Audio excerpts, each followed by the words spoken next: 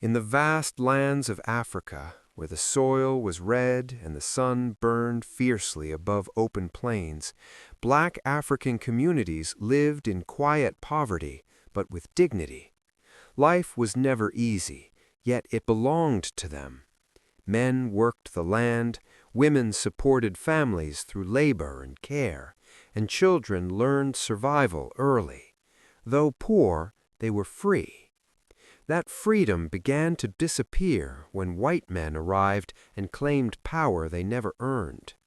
The white rulers came with laws written in foreign languages, weapons that enforced obedience, and an unshakable belief that black African lives were meant only for labor.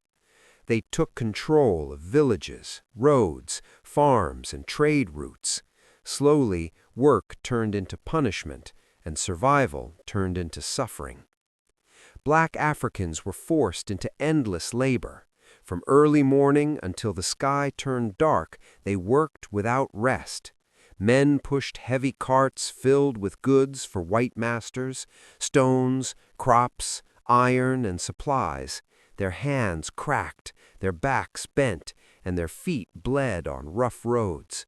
Any sign of weakness was answered with violence. White overseers stood nearby, watching with cold eyes. Whips were always ready. Sticks and boots enforced speed. If a cart slowed down, the punishment came instantly. Pain became a daily language spoken without mercy. Women were not spared. They carried heavy loads, cleaned homes, cooked meals, and worked fields that would never feed their families. Their suffering was silent but deep. Some were forced to work while injured or sick. Rest was considered rebellion. Children were forced into labor before they understood life. Young boys pushed broken carts larger than their bodies.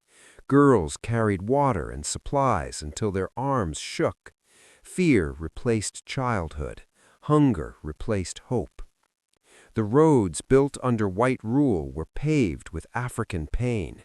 Every wheel that turned carried suffering forward. Every structure raised stood on broken bodies. The white rulers grew richer, while black Africans grew weaker. One laborer, Malik, worked every day pushing carts between supply routes. His clothes were torn, his hands scarred, his body exhausted. Yet each night he remembered the stories of his ancestors, stories of freedom, strength, and land untouched by cruelty. Those memories kept him alive.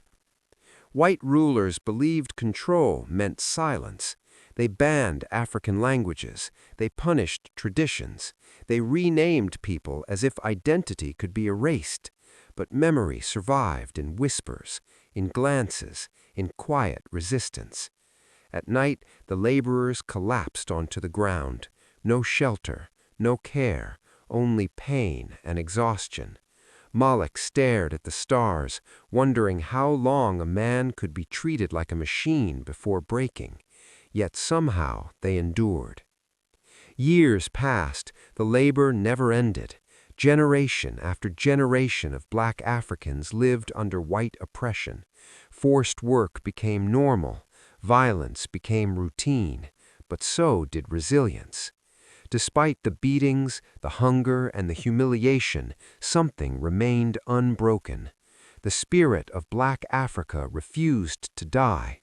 Every pushed cart, every survived day, every breath taken under cruelty was an act of resistance. The white rulers believed history would forget, but history remembers pain. History remembers labor. History remembers Africa. And the suffering of black Africans under white oppression stands as a reminder to the world. Power built on cruelty never lasts, but endurance leaves a legacy that cannot be erased.